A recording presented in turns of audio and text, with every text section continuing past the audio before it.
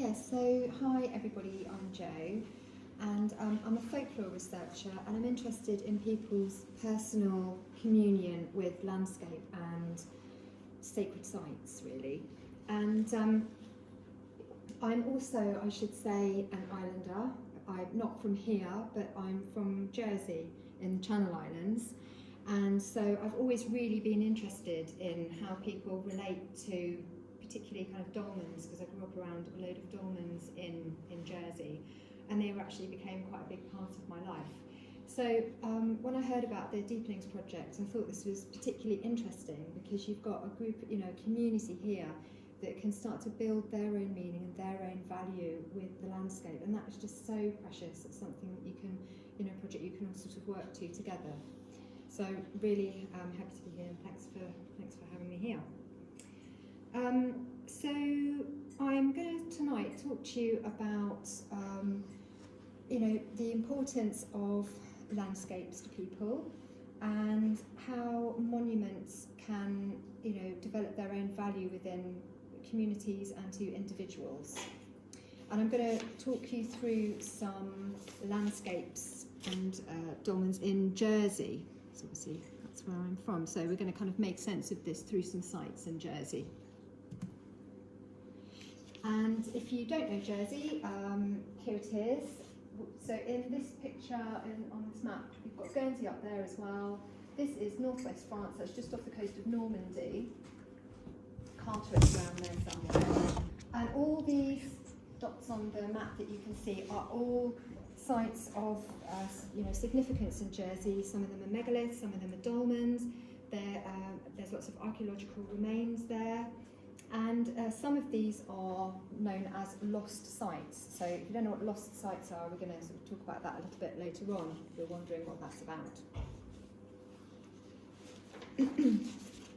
And I think it's important to say that Jersey used to be connected to mainland France in the distant past, in the same way that Mersey would have been part of Doggerland in the very, very distant past. So there's that kind of memory there, and sometimes it strikes you and you can start to think about that, what that might have been like, what the landscape was like then, what it was like for the people living here.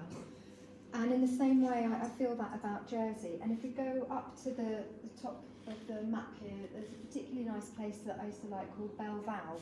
And it's a tiny little bay. It's really picturesque, and we were very lucky to live on an island because we could sometimes go swimming there at night time, and the moonlight would be shining on the water, and you could be the only person there in that water, and it was a very special place. Now, there was something interesting about there, because on the beach there was a series of stones, boulders, that did not really match the rest of the kind of natural environment, the granite on the beach. And so there was this idea within some of the groups that I would kind of go down there with, that actually this was a fallen dolmen. So people don't know what dolmens are, because I think there's different names for these sacred sites in different places, but a menhir is a very tall standing stone.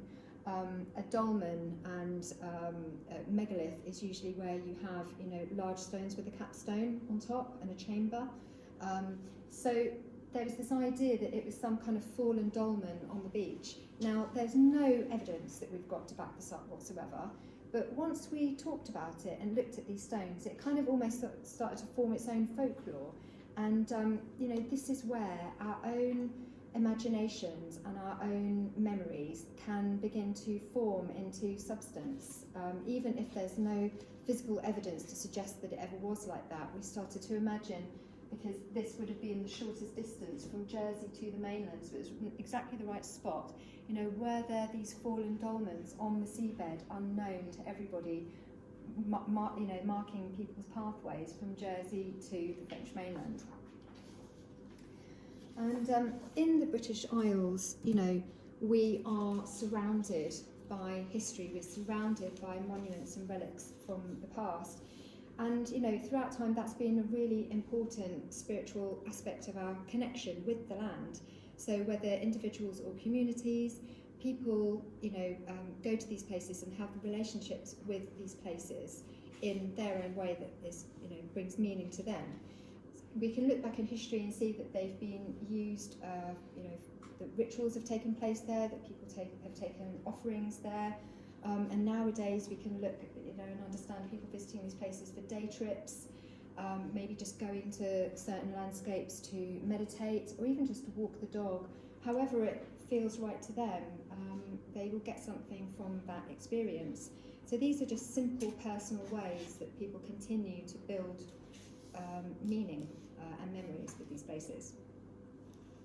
So do we continue to reconstruct our own meanings and interpretations of the distant past, or are our relationships with these places repetitions of what previous generations built?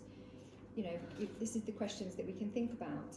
We know that communities and individuals will commune with landscapes and sacred sites in various different ways. So you can connect with them through a historical lens. You can just be interested in it from a historical perspective. You can look at it through an archaeological lens if you're interested in it from that perspective. For other people, it's going to be walking, as I say, or for well-being in some way. So simply entering into a landscape, you start to form a relationship with it. In some way, you can commune with that landscape. Now, I would also argue that you can still have a relationship with a landscape even if you cannot physically be there, because I have friends in Jersey who, through illness or access issues, they couldn't go to these places that they loved so much. They lost that physical connection, but it doesn't mean that that place went away. In fact, they could connect, through visualization, meditation, just visualizing that place and going there. And this is how powerful our minds are, that we can actually meet it on at a different level, and doesn't have to be just physically going to these places. So this photo here is of an excavation that took place in Jersey. This is Grunte Dolmen. I don't know if you can see that too well, but this was actually when the excavation was taking place in 1912, and this group of people are the Society Jerseys. So this is a historical society in Jersey that look after things like archaeology, history, and those sorts of things really. Geology is another big thing. So back then they were excavating this dolmen for the first time that had been reported anyway. And in their reports, they say that a man started to scurry over the landscape. They say he was in his 80s, he was waving a stick and waving at them to stop. And he says, and this is Jersey French, Acre, grand douze la vie qui sacrilège si ou disturber le fato en semene chic vaccine. And I wish he was here to say that himself, because I'm sure that I've got that completely wrong. But what he was saying was, idiots, idiots. What's sacrilege? If you disturb the fairies, you will bring great trouble on, this village. And so it took apparently a long time for them to pacify him. And apparently he walked away muttering, "What a forkful for the devil." Now, one of the guys that was excavating was also told by a woman in the local village there that he would suffer for what they were doing to Bronte, and he rushed back to the dig saying that he didn't really want to do it anymore. And the guy that was running the dig apparently said to him, "If you put your tools down, the fairies will make sure that you don't get paid." So that was him told, and obviously poking a bit of fun at him. But so it's interesting to think about what the relationship was between that old man and this landscape. They described him as being well into his 80s. He was wearing kind of clothing that would have been fashionable in his youth, and so it makes you think, he probably hadn't really been out of his local environment very much in his lifetime, to be honest, because that's what it was like then. So was he talking to them about the folklore that he'd learned from generations past? Was he referring to his own personal experiences that he'd had at that place? And I can let you know, if anyone's interested here, that because I run a podcast called the Modern Fairy Sightings podcast, that people are still having extraordinary experiences here. And what I didn't mention was this site is about 4000 BC, this dolmen here. And so, yeah, it's just very interesting to think about these relationships.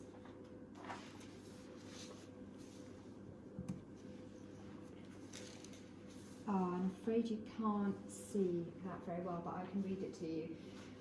So when we're thinking about our access to these sites and the way that we have connected with these sites over time, we can look to the church decrees to see how that played out. And what we can see is that people were, going to these places and either, venerating the stones, and that this was being prevented by the church throughout history. So in the 5th century here, the Council of Arles, which is in AD 452, it stated, if within the territory of a bishop, infidels light torches or venerate trees, fountains or stones, and the bishop neglects to abolish this usage, he must know that he himself is guilty of sacrilege. So they were saying to the bishops, you better not let this happen in your, in your parish or whatever. It's on you. Now, the following century, Council of Tours, another church decree set down in 567, they said, pastors expel from the church all those who they may see performing before certain stones, things which have no relation within the ceremonies of the church. And yet again, another 100 years later, they set down a Christian decree in Britain. As in remote places and in woodlands, there stand certain stones which the people often worship. We decree that they be cast down and concealed. And remember that point, because it kind of comes up later, but they were, these places the people by that point were going to remote places to carry on their spiritual practice, and they were being sought out, and just to try and nip it in the bud altogether, they're trying to just completely destroy some of these places. But we can see that, these places meant so much to people. We can see that through Christian appropriation, because these are really good examples of Christian appropriation. They show the strength of people's belief and the need for the experience to be able to go to these places, because what they have done is just incorporated them into, the next religion, the Christian religion. In this one here, you can see that they've actually made it into a place of worship, a place of Christian worship. With this one, they have rededicated it when they Christianised it to a local saint, Saint Uzek in Penverne in France. And this is in Portugal, Ceabrisos Dolmen Temple in Portugal. This little one here is a little standing stone in Guernsey, and obviously they've placed a cross into it. But from these stones, that we can start to think about, what was so important about these monuments that the communities wanted to keep venerating the stones. They were just doing it through a different spiritual perspective. So I find that very interesting.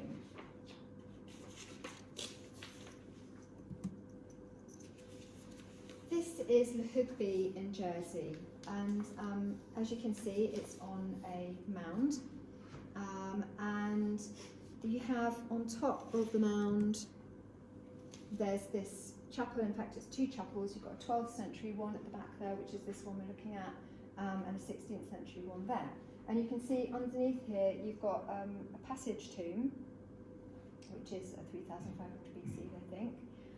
Now, if we go to look inside the passageway, so you can go and visit this. I think you have to book these days, but on the spring and autumn equinox at sunrise, the sun's rays start to creep up the passageway, and it will eventually light up the whole of the passageway. As it hits the back stone, the passageway lights up, and it's just a beautifully magical experience.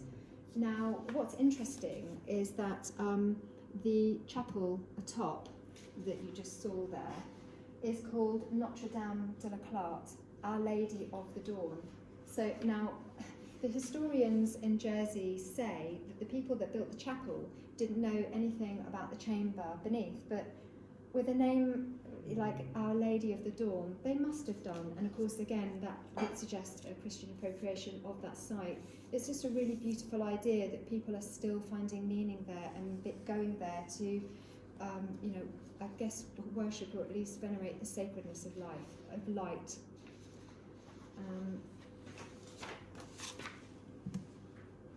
And I think this is just quite a fun letter, really. So this was written to the caretaker of Hugby. Somebody had gone and visited the tomb that we just looked at, the passage tomb, and when they were in there, they'd taken some stones with them. And on return, well, I'll read the letter to you. Dear sir, will you kindly return these stones to the underground tomb? I picked them up whilst on a visit there as a souvenir. I have had nothing but vivid dreams connected with the tomb in the past 2 weeks. Thank you in anticipation, a troubled visitor. So, you know, that person has decided to commune, if you like, with that place, and, you know, they've got more than they bargained for in this case. This beautiful stone is Le Grand Mère de Chimquière. Now, this stands at the entrance to St Martin's Church in Guernsey, but of course it would have stood where the church is now because it was there before the church. Now, this is, how old is this one? So it's first carved around 2500 BC. And then they think it was carved again at around 100 BC to 100 AD, somewhere around there, which is kind of contemporary with the Merci Bear, actually. Now, in Gallo-Roman period, and that's when they might have done the face, they think. Now, this has always been really popular in the local vicinity and with the local parishioners. In 1860, the church warden there decided that it was getting far too much attention and it was tantamount to idolatry. So he ordered that it be destroyed. And so you can see here where it was hacked in two, but the parishioners went absolutely bonkers about it, and they ended up cementing it back together. So it was returned to the church and stands at the entrance way. And it is still venerated to this day. People place flowers on it and at its feet. And there used to be some kind of offering bowl beneath that's since gone missing somewhere. I'm not sure when that went missing. It's a bit of a shame.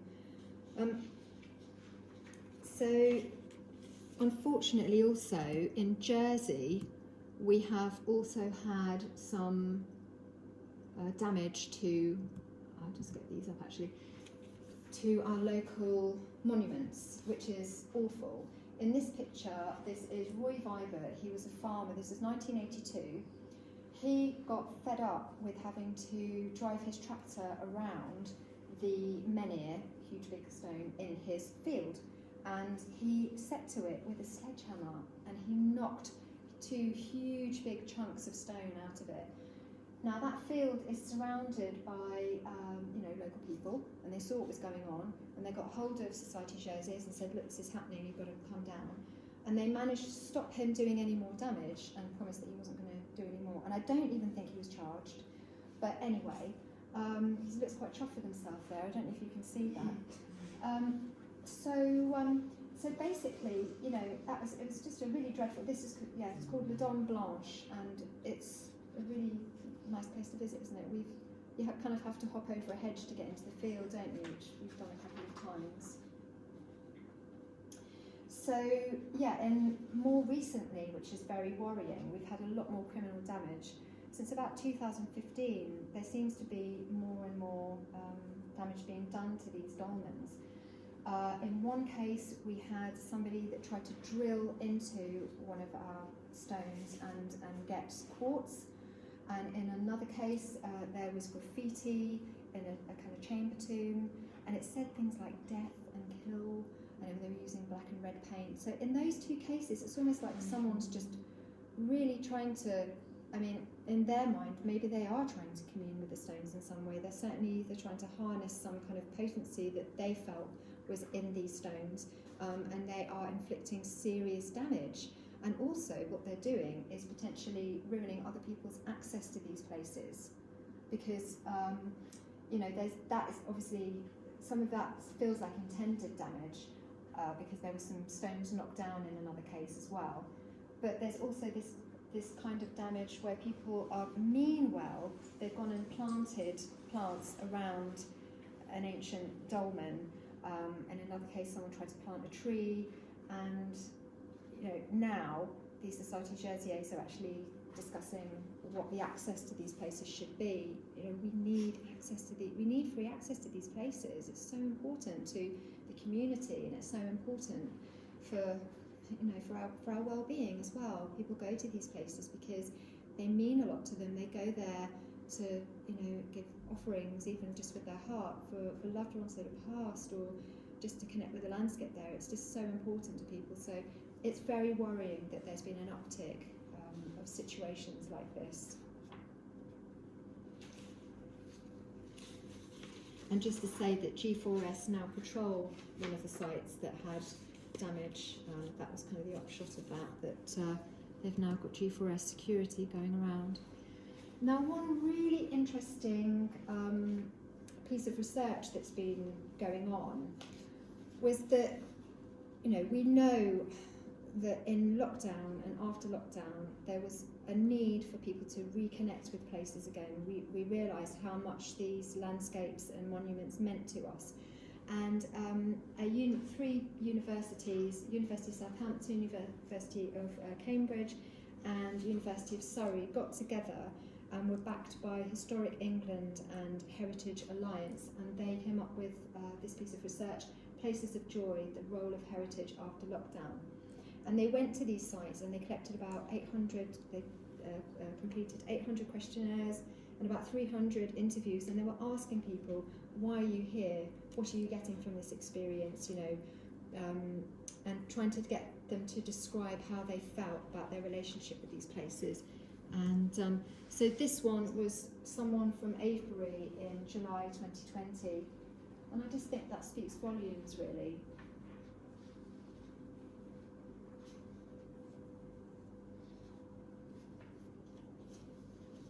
Can everyone read that, or do you need me to read it out? Everyone see that? And these were their overall results that they found. So, they visits to these kind of sites, these kind of landscapes have a clear subjective well-being aspect to them that is extremely valuable.